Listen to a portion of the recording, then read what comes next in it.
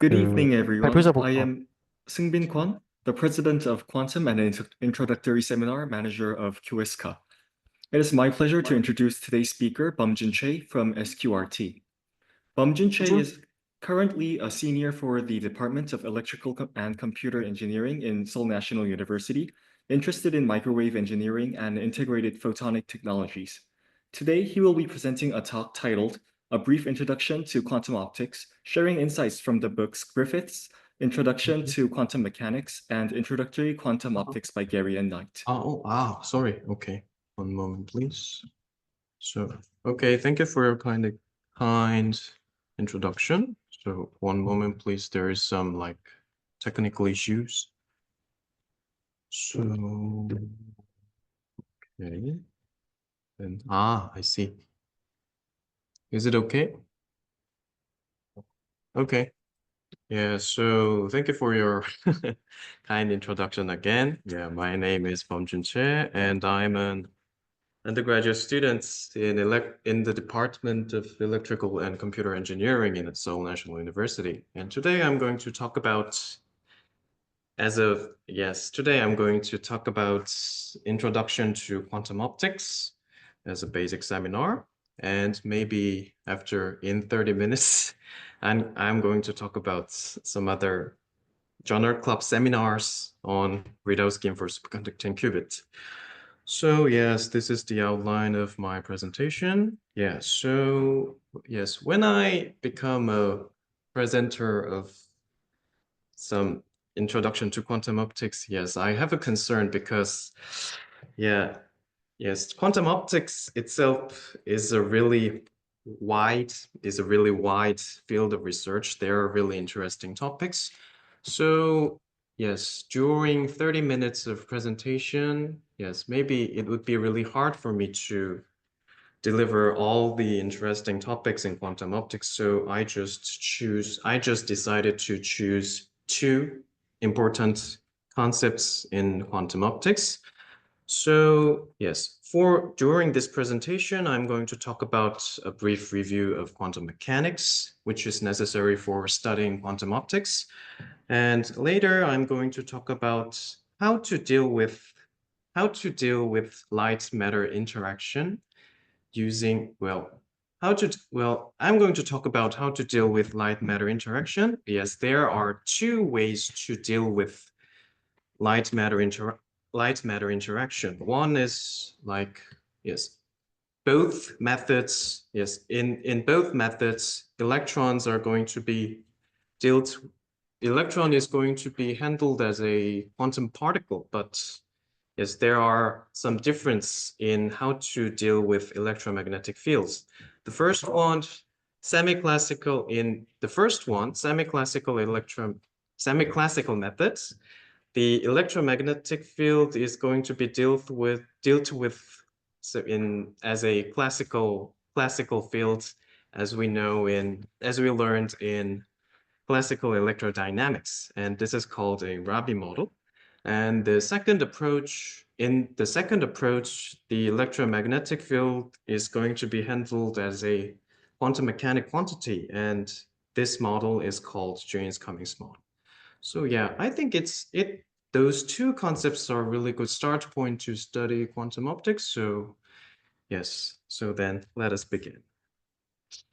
Yeah, I guess that maybe most of listeners are already familiar with those concepts of quantum mechanics, but let us briefly review what we have learned in quantum mechanics. In quantum mechanics, we assume that the state of a system, yes, we cannot determine the state of a system in a deterministic way, and we just consider that the state of a system should be represented with a wave function.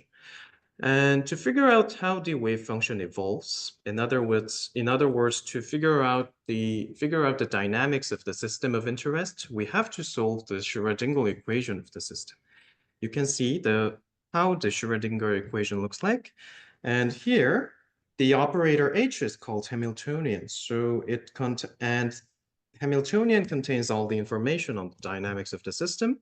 And for example, maybe you guys already familiar with these equations. The Hamiltonian of one-dimensional system in which the potential energy of a particle with mass m is Vx becomes like that. So yes, when we first learned quantum mechanics, we simply assumed that the Hamiltonian is independent of time. Also, yeah, so, and when we deal with a simple system of an atom, so like when we want to describe how the absorption or radiation of some, yes, of a matter, when we want to describe how the absorption and radiation of a matter like behaves, then we just assume that there are two states in the atom, and the one state is going to be called as a ground state, and the other one is going to be called as a excited state. So that is why I write E and G in the diagram. So yeah, maybe that is going to be enough to start studying quantum optics. So yeah, so well, as I told you before, when we start studying quantum mechanics, we start to solve the Schrödinger equation in which the Hamiltonian is going to be time independent. But well, maybe in general, Hamiltonian can also be changed in time. So in that case, like if the in other words, if the Hamiltonian is time independent, then how can we solve the Schrödinger's equations? And in this case, the most popular situation of the time dependent Hamiltonian is going to be like this. If some electromagnetic wave is delivered to the two-level system of an electron, then how can we derive the dynamics? So yes. So in this case, well, since the radiation is composed of electric and magnetic fields, then the electron as a charged particle is going to be affected by the electromagnetic force induced by the electromagnetic field. And the force induced by the radiation is going to be like this. And since the electromagnetic force is something like conservative force, then we can derive the potential energy of the electromagnetic force, and it is going to be like this. V radiation is going to be like this expression. So yeah, so maybe I guess that some of you might have a concern like this. Since electromagnetic radiation is like a function of both time and space, then the problem is going to be really difficult because we have to both consider space and time. But well, when we consider the size of atom, the typical size of atom is going to be like 10 to the minus 11 or 10 to the minus 10 meters. And well, in the field of quantum optics or like quantum computing, the most widely used generally used electromagnetic wave, the wavelength of the generally used electromagnetic wave is going to be like several gigahertz. And in this case, the wavelength is going to be like 10 to the minus 1 or 10 to the minus 2 meter. So, well, if we compare those two different lengths, one is for the size of the atom, and the other one is size for the wavelength, then as you can see, the wavelength of the electromagnetic wave is going to be much longer than the atom. Then in the viewpoints of the atom, the electromagnetic wave is just like oscillating on just the position of the atom. So we can just omit the spatial term of the electromagnetic fields. So the equation is going to be like this, and that means we can just derive the time-dependent potential term from the electromagnetic potential energy.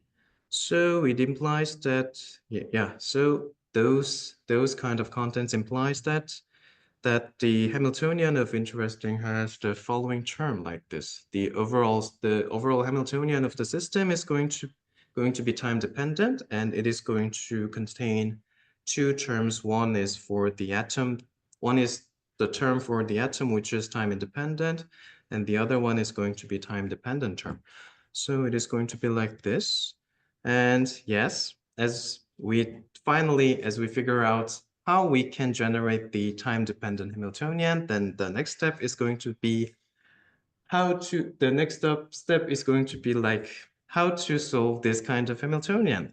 So yeah, since the electron states in the atom is represented as a linear combination of zero state and one state, well, zero states, it's just like a ground state, and the first state is like the excited state. So as we know the wave function describing the state of electron is going to be like the linear combination of both of the terms of the basis. So we can just try these kind of we can just try the ansatz having this kind of form.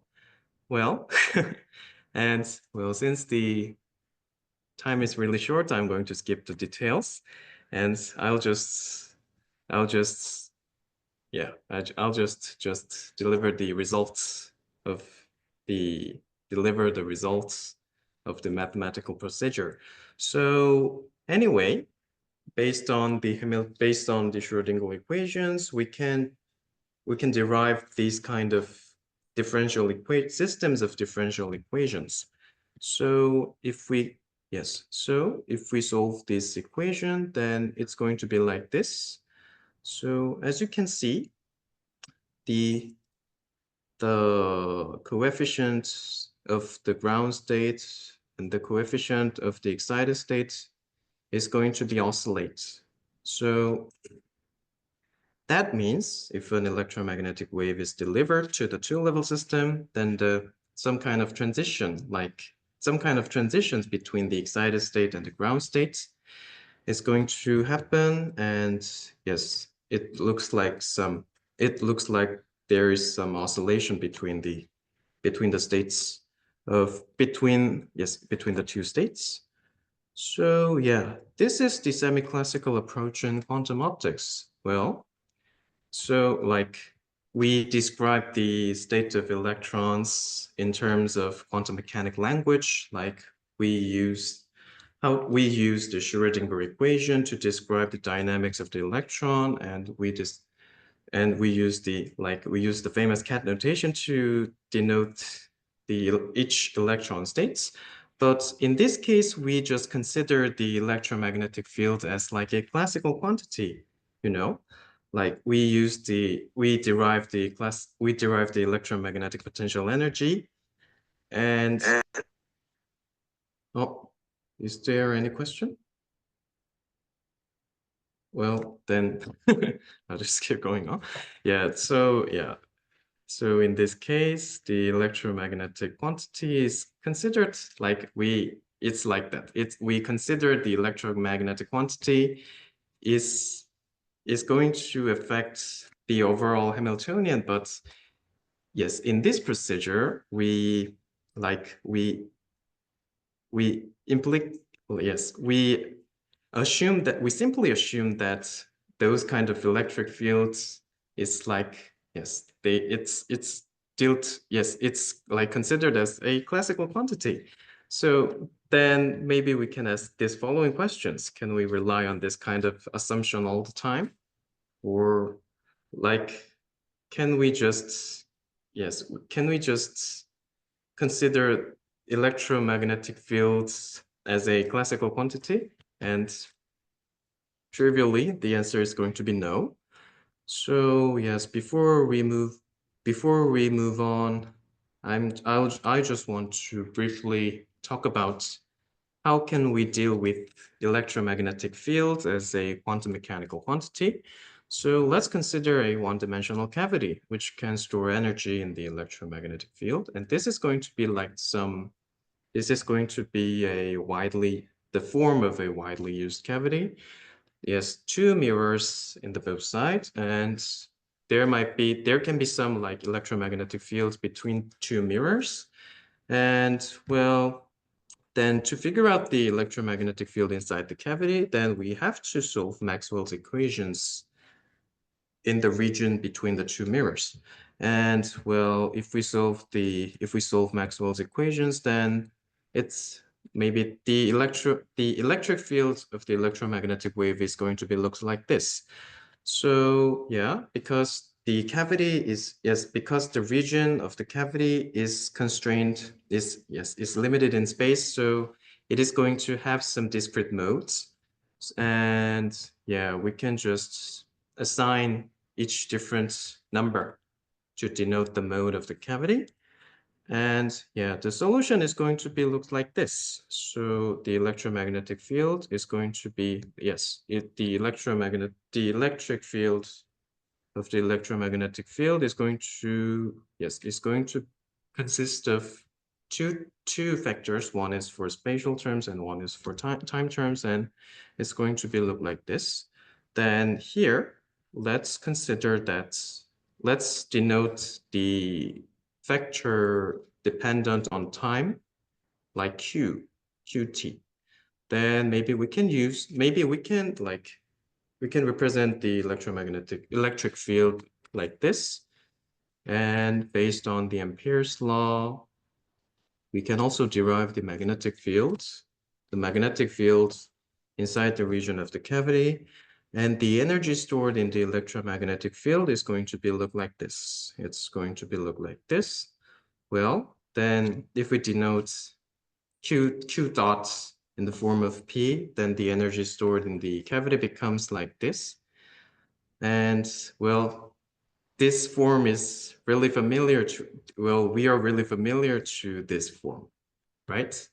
We can, yes, this form is the Hamiltonian for quantum harmonic oscillators, right? So in this case, like this is going to be a similar form of to the one of quantum harmonic oscillator.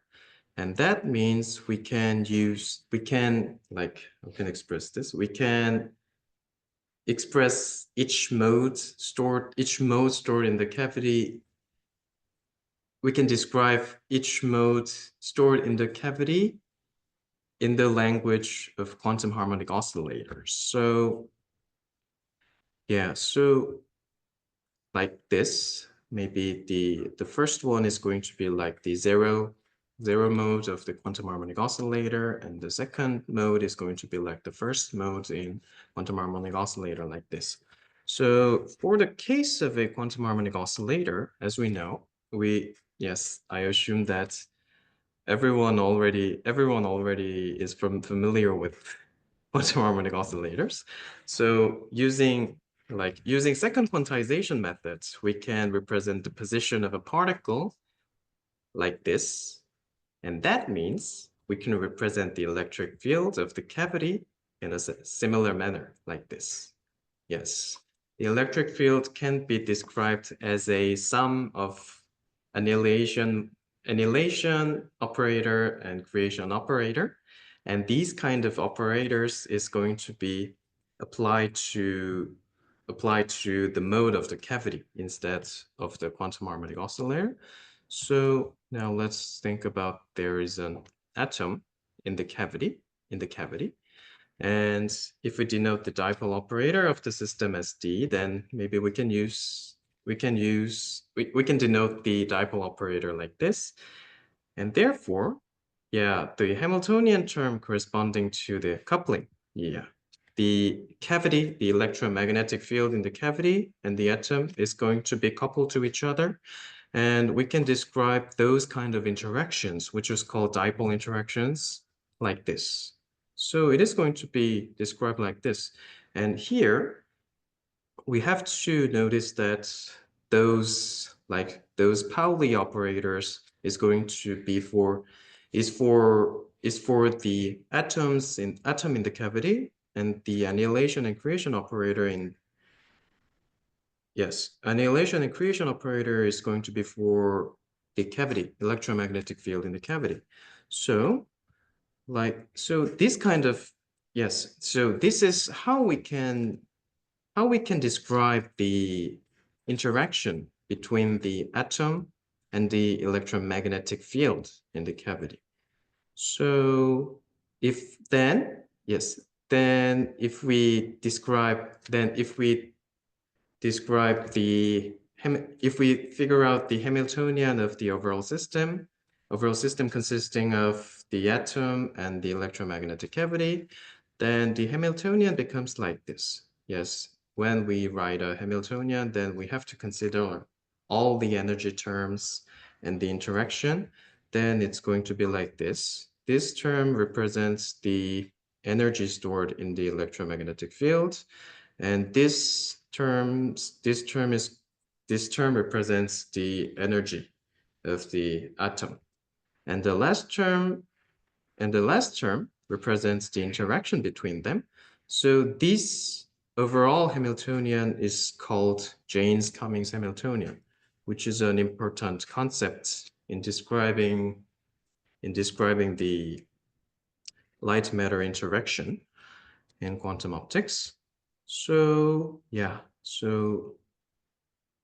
then it's like this. So if we consider that the original resonant frequency of the cavity, the original resonant frequency of the electromagnetic field in the cavity, and the resonant and the frequency corresponding to the atom, to the different states of an atom are quite similar to each other, then the resonant then we can get a similar result to the one of Rabi oscillation we considered in the past. That means we can think that the initial, in this case, the ground states and the excited states is going to be transited to each other. So so this is the result of solving the Schrödinger equation this is the result of solving the Schrödinger equation containing the Jaynes-Cummings Hamiltonian. But if the resonant frequency of the cavity and the energy difference between the two states in an atom are quite different, then something interesting happens. And this is going to be the basis of how we can read out superconducting qubits, which I'm going to talk about later. So so this is all the things I prepared. And in summary, in Rabi model, the electromagnetic field is modeled in a classical manner. We consider the electromagnetic fields as a classical quantity in Rabi model. So the dynamics of atom as a two-level system is described with Schrödinger equation in quantum mechanics. And the electromagnetic field is used to express the potential energy term inside the Hamiltonian. So also, well, in contrast, in Jaynes-Cummings model, the electromagnetic field is treated as a quantum mechanical manner. As you saw in the previous pages, in this case, the electromagnetic field is considered as a quantum harmonic oscillator, right? So maybe the biggest reason is that the energy stored in the electromagnetic field of the cavity has the form like this, and we can find that this form, we can find that this form, how can I express this? We can make this form similar to the one of energy of the harmonic oscillator. And so in this model, we just consider there are two systems, like one is for the atom, the other one is for cavity, and they are interacting each other. And that is how we can derive the Jaynes-Cummings Hamiltonian. So this is all I prepared for basic seminar. And so do you have any questions? So feel free to ask me a question. May I ask that what is the vector E in this permutation? E, you mean this? I didn't. Yeah. Yeah, D is like a dipole. Yes, D represents the dipole operator of an electron in an atom.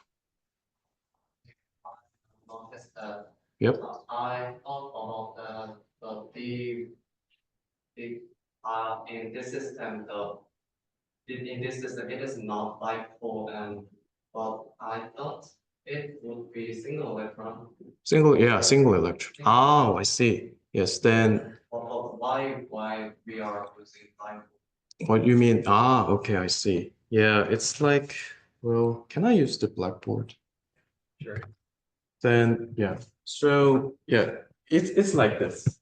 So when we consider an atom, then there is a nucleus, right?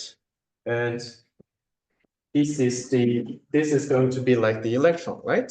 So yes, since the nucleus is really heavy, is heavier than electrons. So maybe if there is some kind of electromagnetic interaction between them. But anyway, this is really heavy. This is really heavy, so it's going to be like the position of nucleus is going to be fixed, right? This distinction is thinking about single, not single electron, but it is single proton. Yeah, so it's like this. So then if we consider the displacement between the nucleus and the electron, like represent these kind of displacement as a vector x, then yes, so and if we consider the nucleus is located on the origin, then yes, since the electric charge is going to be E minus E and the displacement is x, so this is going to be the classical sense of the dipole. So yeah, so the D in the PPT slide is like this. Since in quantum mechanics, those kind of physical quantity is going to be represented as an operator, right? So yeah, D is like, you can understand the D like, yes, this is going to be the operator. So this is the meaning of dipole in the PPT slide. Okay. So is there any other questions? Do you have any other questions?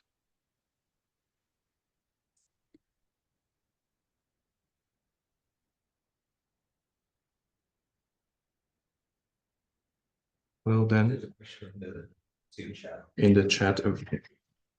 One moment, please. So, well, okay, one moment, please. Then how can we? Actually, it's really hard. It's a bit hard to check the chat. So can you just repeat? Yeah.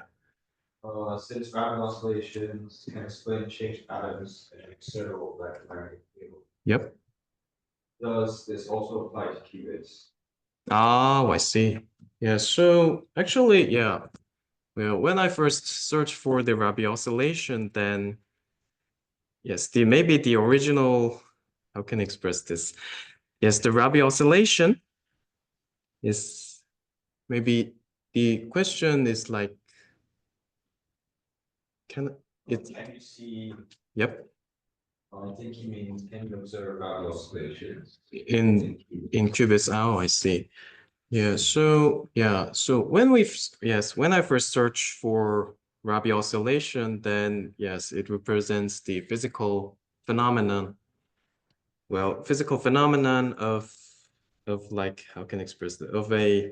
Of some atom and yeah, at the atom located inside the static magnetic field. But yeah, in general, yes, like in general definition, Rabi oscillation can be represented to all the two-level systems. Like, yes, in this case, I consider the two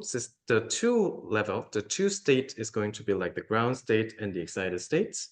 And maybe the original concept of the Rabi oscillation is going to be like the difference between the two states is going to be the direction of spin. But yeah, so in that case, the system of interest is anyway have two levels. And if we consider that the system have two states, ground states and excited states, and anyway, this kind of system also has two levels. So so a qubit, so a qubit in general is denoted as kind of a quantum system have two levels. So in that sense, we can apply Rabi model to qubit to describe the dynamics of qubits. Okay, then maybe the last question.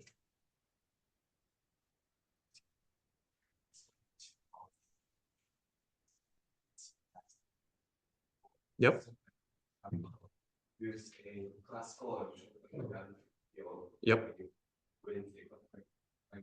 System, and the second model would use both system, Yep. but also had a more constrained, carefully conducted boundary conditions. So I was just wondering, like, the validity of using the constrained conditions results to actual real life operations, like in real life. So electromagnetic field would actually propagate. Yep. And like, so basically I was wondering if there is a approach that uses quantum mechanics Okay. in ways like the second model that you explained, in which oscillating ones. Yes, okay, I see. Yeah. Then you mean how can we figure out the case where we can use the Rabi model or the James Comics model, right? How do you figure out case where like it's not just oscillating between carefully crafted bounded? Yeah, bounded condition. Okay. Oh, okay, I see.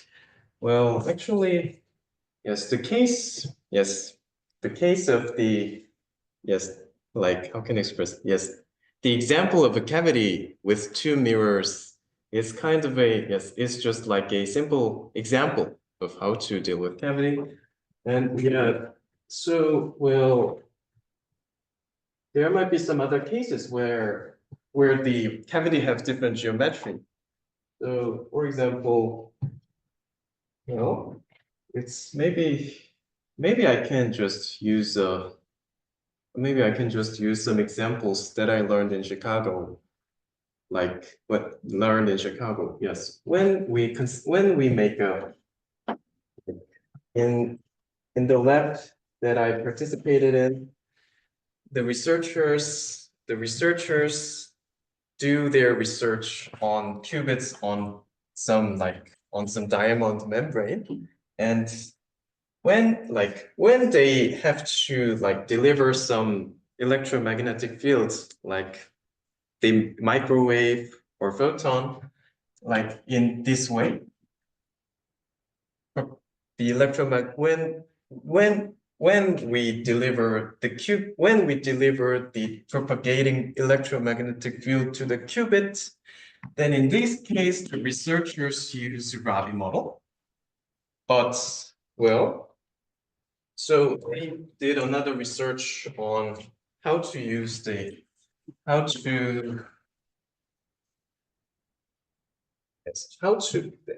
anyway, we want to couple the electromagnetic field and the qubit, right? So like they are doing research on how to use a cavity to control and read out the qubits. And one of their research topic is like this. Have you ever seen this kind of cavity? This is like, well, this is called a ring resonator.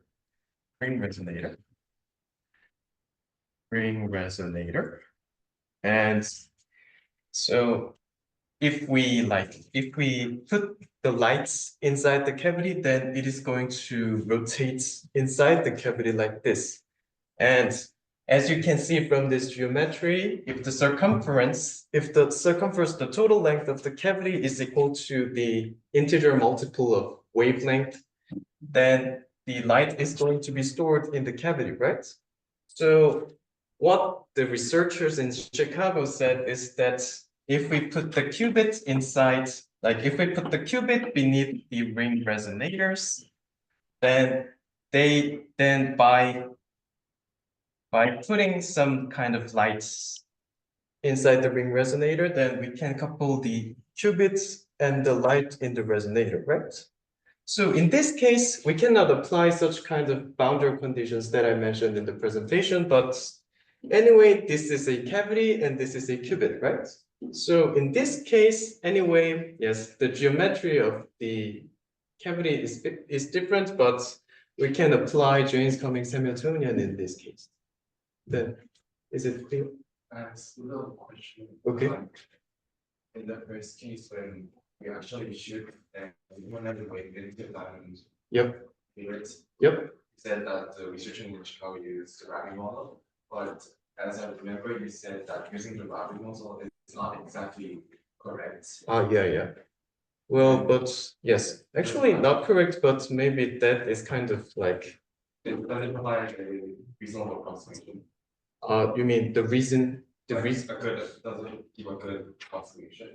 Yes, that gives quite a good approximation. So yes, maybe yeah. When we describe some like results of the experiments, then maybe we can use Rabi model. Well, depending on the situation, we can use Rabi model when the electromagnetic wave is delivered to the qubit.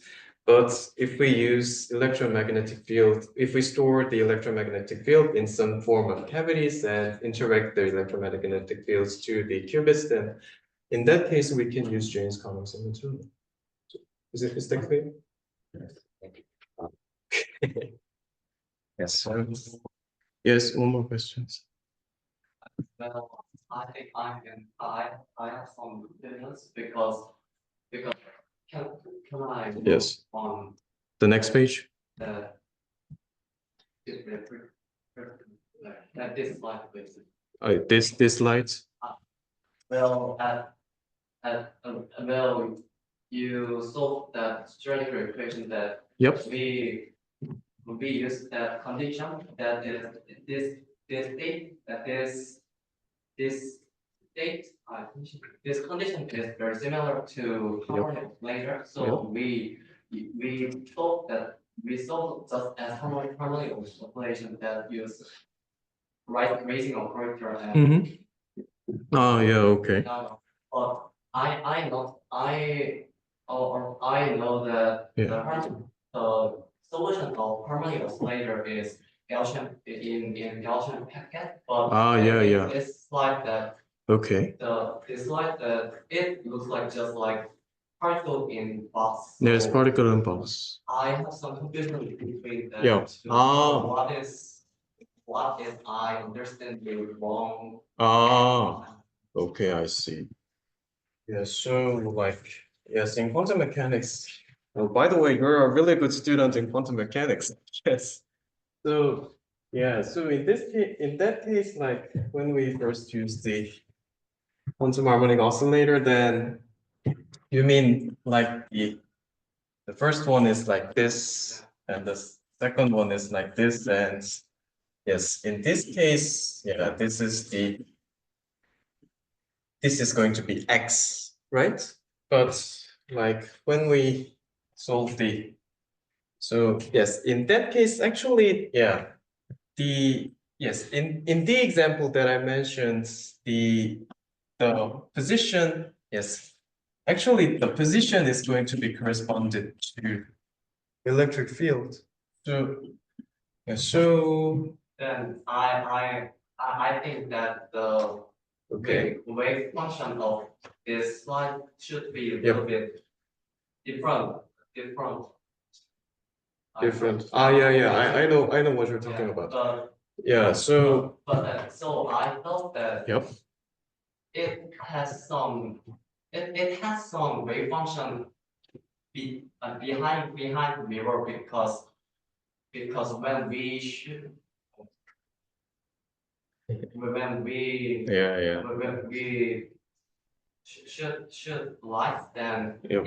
some of them should go behind. Yes, go behind the mic. Yeah, I yeah. don't like that, but it is. I think it is a little bit not correct. So Yeah. Oh, I see. Yeah. So why there is wave function and when it is looking like a Gaussian packet, then why there is wave function behind mirror? yeah. Well, actually, I mean, okay, I see.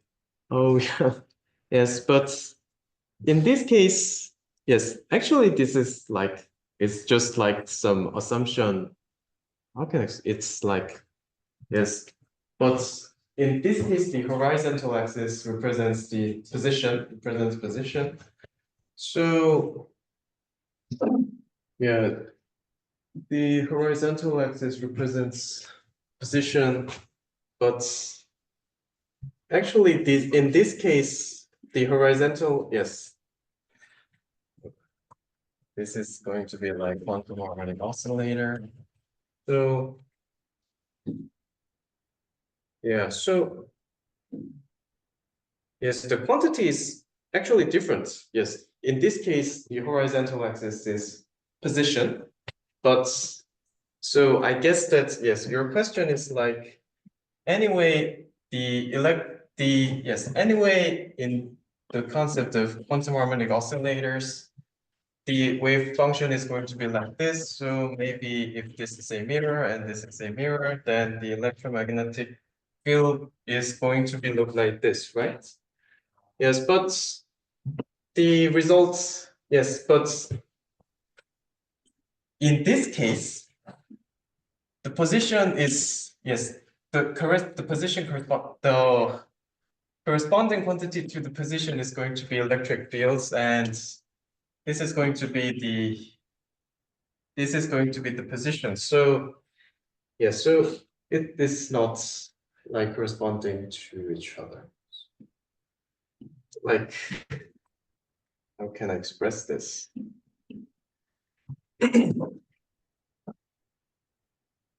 And so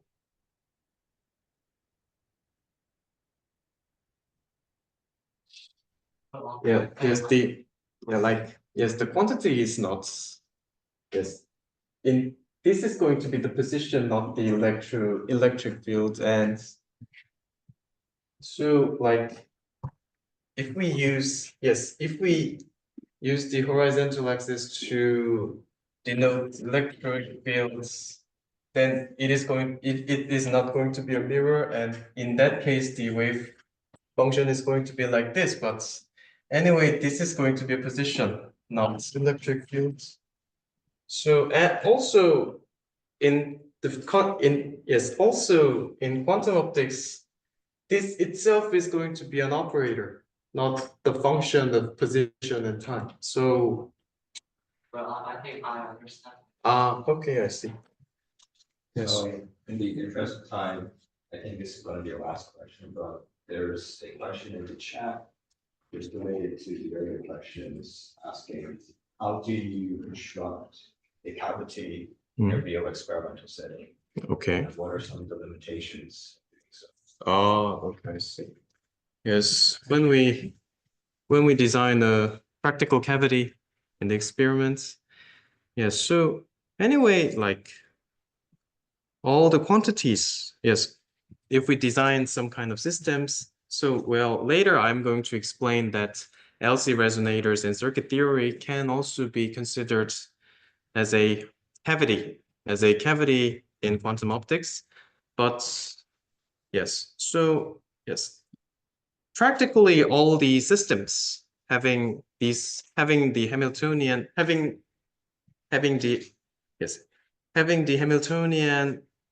which looks similar to the one of quantum harmonic oscillators can be designed as a cavity, but like as you know, if we want to figure out the quantum nature of the cavity, then the biggest limitation in realizing the quantum mechanical cavity is going to be the temperature. So to see the how can I express this? Yes, to see the quantum phenomena of those kind of cavities, then at first we have to lower the thermal noises. So yes, maybe in the field of superconducting quantum computing, maybe those kind of cavities should be positioned. The ambient temperature of the cavity is going to be like several 10 millikelvins, and that implies that the temperature is going to be the biggest limitation of designing a cavity. So then maybe this is the last question. So okay. Okay, I think we have to carry on to our next lecture, and Jung-woo Lee will introduce about our next lecture. Next lecture is going to be me.